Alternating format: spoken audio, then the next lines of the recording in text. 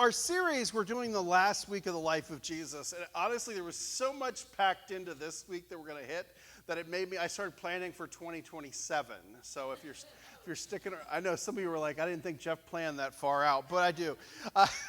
Really, we're hitting this last week of the life of Jesus as Jesus is preparing to go to the cross. And last week we hit betrayed and arrested.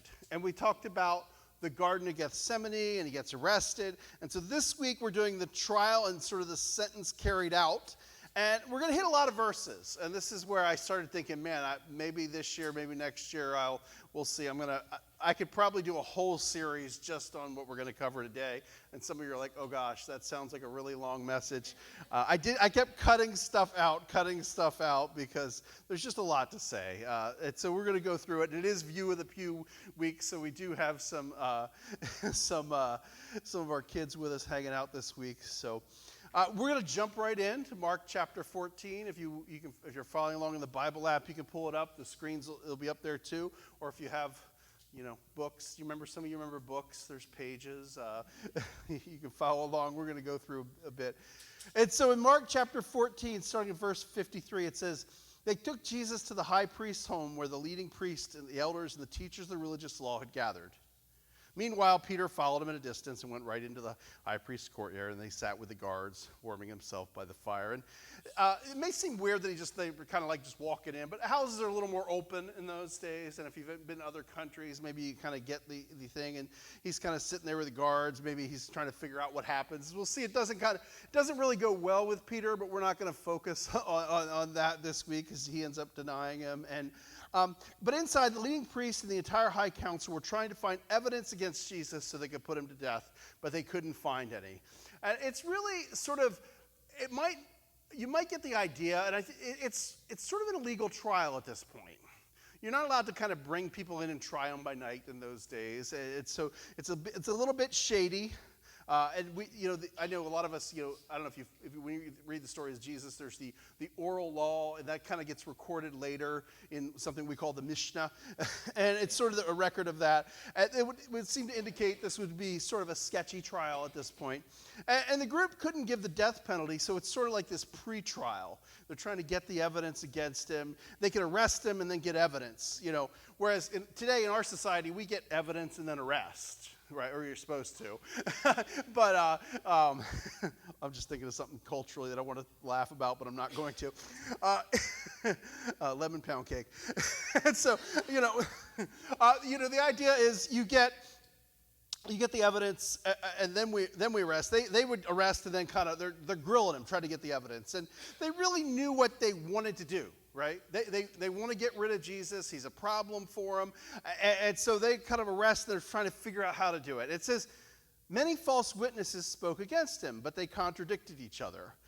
Some men stood up and gave this false testimony. We heard him say, I will destroy the temple made with human hands, and in 3 days I will build another made without human hands. But even then they couldn't get their story straight. And I picture this a lot like if you have kids who are trying to make up a story. Anyone ever have their kids starting to make they kind of can't get the story straight. Like and it's funny because either the story's too straight, like too perfect, or maybe it's not. And so they're getting the details wrong. And Jesus, he had said something about the temple, but he was talking about himself, not the temple. And, spoiler alert, 3 days away, this is going to happen. And it's funny because this whole trial, I think because if you know the story of Jesus, if you grew up in church, we know that it's going to end well, right? Because Jesus raises from the dead, but kind of in the midst of it, there's this trial that's happening, and people are getting things wrong. They're wrongly accusing him. And in verse 60, it says, then the high priest stood up before the others and asked Jesus, well, aren't you going to answer these charges? What do you have to say for yourself? But Jesus was silent and made no reply. And then the high priest asked him, are you the Messiah, the Son of the Blessed One? And Jesus said, I am. And you will see the Son of Man seated in the place of power at God's right hand, coming on the clouds of heaven. And, there's a lot that ticks the high priest off there. And he says he's the Son of Man. That's a messianic title. And he's sitting at God's right hand. That's sharing God's authority. And often people will say, and I had this recently. I had someone text me, and they're like, did Jesus ever say he was God? And it's like, it's often not in a way that we would think. But even when he's saying this, people miss it. They miss because, people who say Jesus never said he was God, one, they either, if you don't believe the Bible, well, I can't help you with that. But two, it's a lot of them have never actually read the Bible. Because when you read the Bible, you start to see that maybe he did. And then others miss the significance often of what Jesus says. Because, we have to translate it from one language into another, right? Like most of us take that for granted. Most of you, if you who opened up their Greek New Testament today? None of us. I think everyone should learn Greek. But we're probably not going to on Sunday mornings because most of us struggle with English, and now we got to try to learn another language. But there's a translation that happens, and sometimes there's a cultural translation that happens too because we don't understand what the word is saying. And so in this case, others might miss the significance of what it said. Jesus is making big claims here. And we see by the reaction of the high priest who says, then the high priest tore his clothing to show his horror and said, why do we need other witnesses? You have all heard his blasphemy. What is your verdict? Guilty, they all cried. He deserves to die. Because Jesus is claiming something about himself. He's claiming he's on par with the Father. He is God. And so they're tearing their clothing. Now, most of us, I don't know, has anyone ever gotten really upset and torn their clothing? No, you're one person, okay. Most of us haven't. And I always picture Hulk Hogan, because I'm a child of the 80s or something. But it was this sign of grief. That, they were upset. And so whatever you picture, they're pronouncing him guilty. Now, he's only guilty if it's not true, right? But you see that what Jesus is claiming is a big thing. And the religious leaders are upset. Verse 65 says, then some of them began to spit at him. They blindfolded him and beat him with their fists. Prophesy to us, they jeered. And the guards slapped him as they took him away. And they mock him, it's like, hey, you're a prophet? Which of us hit you? And, and so we're going to skip ahead a little bit into Mark chapter 15. And it says, we're skipping past Peter denying Jesus. That's a great sermon. Maybe we could bring that up next year if I hold true to my 2027 planning. We'll see. Just something in the works in the back of my head. And so Mark 15, starting verse 1, says, very early in the morning, the chief priests with the elders, the teachers of the law, and the whole Sanhedrin made their plans. So they bound Jesus, led him away, and handed him over to Pilate. And very early morning. So now the trial's legal because, it's early morning. We have to have sunlight, in case you're wondering about these things. It says the chief priests, the elders, the teachers of the law. All the religious people are there. And they bring him to this guy named Pilate. Now, Pilate normally lived in Caesarea, which is a little further. It was sort of a seaside town that was an administrative center. But this is like Passover, big festival. He kind of comes to town. Like if you've ever been in a city where there's a big festival, they might bring extra police enforcements and different things. And there was often some little uprisings in Judaism. So he's kind of coming to town probably. He's staying in town to make sure things go well, that there's no problem with the Jewish people. And Pilate didn't really care for the Jewish people. He was a little anti-Semitic, but he had to kind of keep the peace. And so he often stayed in Jerusalem during Passover, about a quarter mile down the road. So think of one loop around a track in high school. Some of you are like, that's a long distance. It's really not. In our modern society, we don't want to walk anywhere. That may seem like a long way. Some of you, that cardio is just not your thing, Think of like doing clean and jerks for a quarter mile. Maybe that would be more your thing. But, and so he brings it to Pilate, and it says, he says, are you the king of the Jews? Asked Pilate. You have said so, Jesus replied. And so Rome's always sort of on the lookout for revolutionaries and people who might rise up against her. And so this would be a concerning thing because Pilate, even though he maybe didn't really care about Jesus on one level, he is concerned about people who might cause problems for Rome and for him. And so the chief priests accusing him of many things. So again, Pilate asked him, are you going to answer? See how many things they're accusing you of?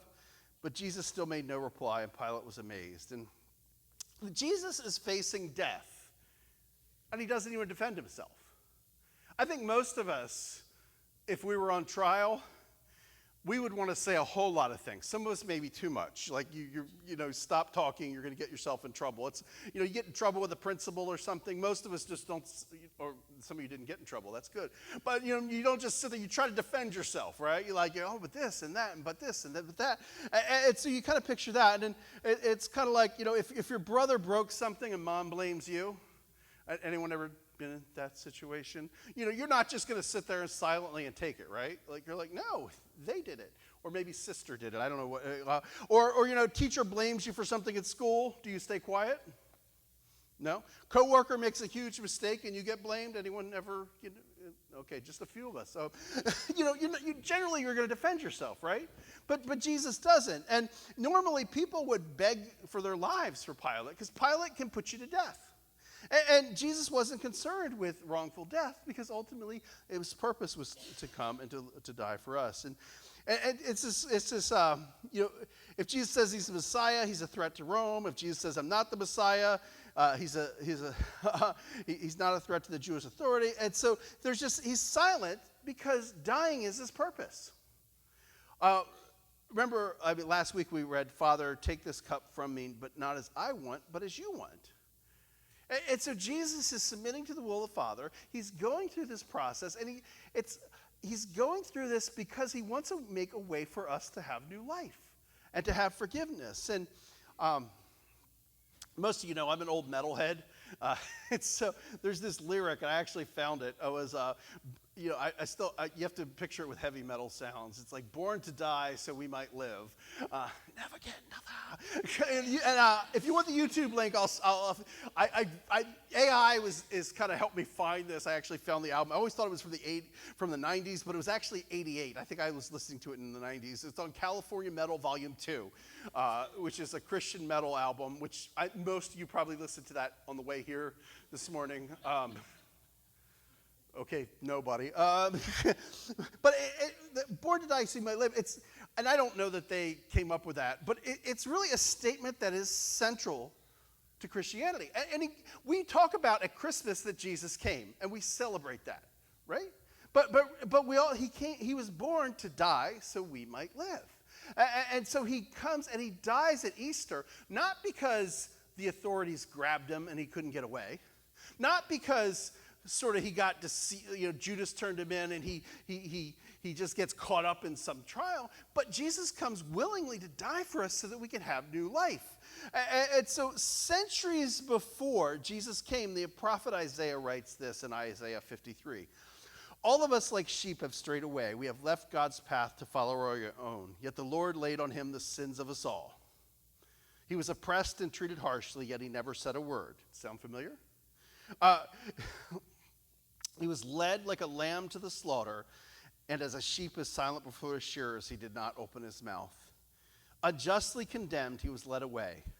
No one cared that he died without descendants, that his life was cut short in midstream, but he was struck down for the rebellion of my people. He had done no wrong and had never deceived anyone, but he was buried like a criminal. He was put in a rich man's grave. Centuries before. This was all the plan. And I've been using the analogy through this series. It's like these little puzzle pieces. When you look at the Hebrew Bible, the Old Testament scriptures, there's these little pieces like this. And if you're putting together a puzzle, there's all kinds of random little pieces. You kind of see something in it, but maybe you don't know what it is. Like, oh, this is an eye, or this is an elbow of somebody, or this is part of a flower. But as you start to see all these things as their own in the Hebrew Bible, the Old Testament, but then we start to put them together, and we begin to see the picture of who Jesus is, and we see the reflection of all that in there. So, skipping ahead to verse 16 in Mark, it says, the soldiers led Jesus away into the palace, that is the praetorium, and they called together the whole company of soldiers. They put a purple robe on him, then they twisted together a crown of thorns and set it on him. And they began to call out to him, "Hail, King of the Jews." And again, they struck him on the head with a staff and spit on him. Falling on their knees, they paid homage to him. And when they had mocked him, they took off the purple robe and put his own clothes on him. Then they led him out to crucify him. And so the soldiers mock and sort of have sadistic fun. And you can kind of picture this. I picture like Braveheart, the torture scene. They just kind of sadistically enjoy it. And if you've ever known some people, we've seen it depicted in movies and combat movies. And I've had friends who tell me some things from combat. It's often people are very cruel in wartime. And so they're just mocking him. Jesus could stop it at any time. He is the creator. All things were created through him. His creation is turning against him. But in that moment, he was born to die so we might live. And so he continues to allow this because ultimately, it's not just the fact of the crucifixion, it's the why. Jesus is dying so we might live. And it says, "Hail, King of the Jews." Jesus is king. And it's sort of a mocking thing that he might put there, or that they might mock him for. But and the disciples expected him maybe to set up his kingdom. But Jesus constantly said he was going to be crucified. He said in Mark 10:45, "For the Son of Man came not to be served, but to serve others, and to give his life as a ransom for many." Paul explains it in Romans 5:8, but God showed his great love for us by sending Christ to die for us even while we were still sinners.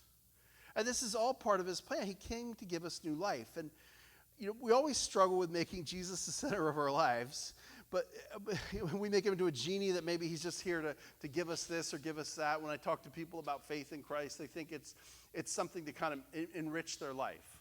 Oh, if I follow Jesus, I'll get this, or I follow Jesus, I'll have. But it's not just that. Jesus comes to make us clean. And, and we're here to serve him and live differently because of his great sacrifice for us. And God does give good gifts to his children, but much more than we imagine. It's the biggest, best gift is the relationship we can have with him because of his sacrifice. It's about his kingdom and living differently.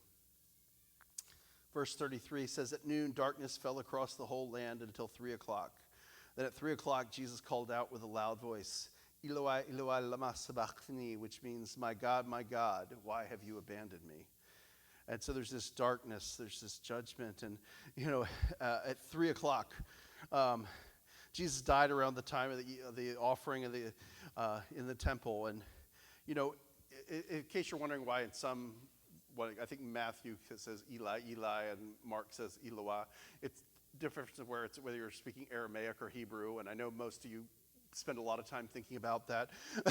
but Matthew uses all Hebrew, where Mark kind of uses Aramaic, which is the language of the day. It's "My God, why have you abandoned me?" And those are hard words. And if you don't understand the context, because you're like, well, can God forsake God? And it's funny because online it's interesting. I see like there's a lot of interesting debates and things that go online, and so I see things on TikTok and I see things on Facebook Reels, and people are like online. I think there's a lot of Muslims who argue, see, this shows Jesus is not who he says he is, but I think that they're missing something. There's something about songs, right? If I said, "Is this real life? This is fantasy." Like some of you know the second line to that, right? Like that's Queen's Bohemian Rhapsody, or "On a dark desert highway."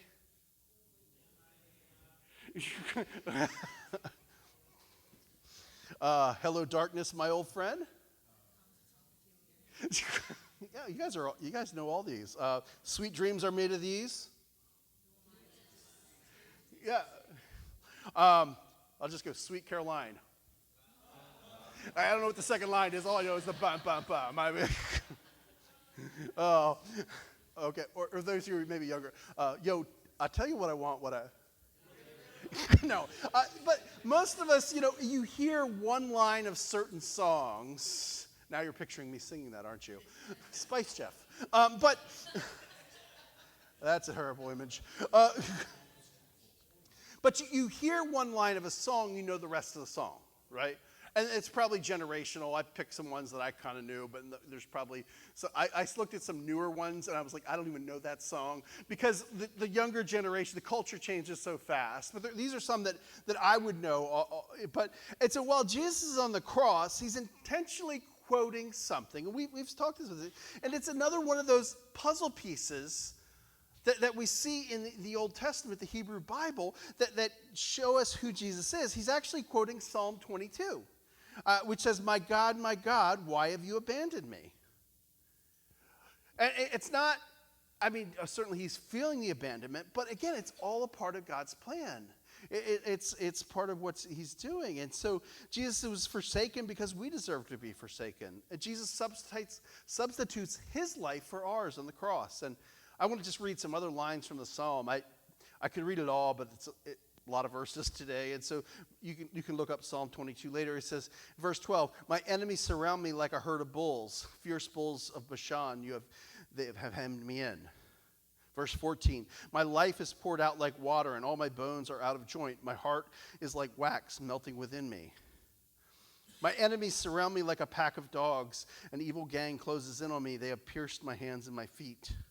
Verse 18, they divide my garments among themselves and throw dice for my clothing.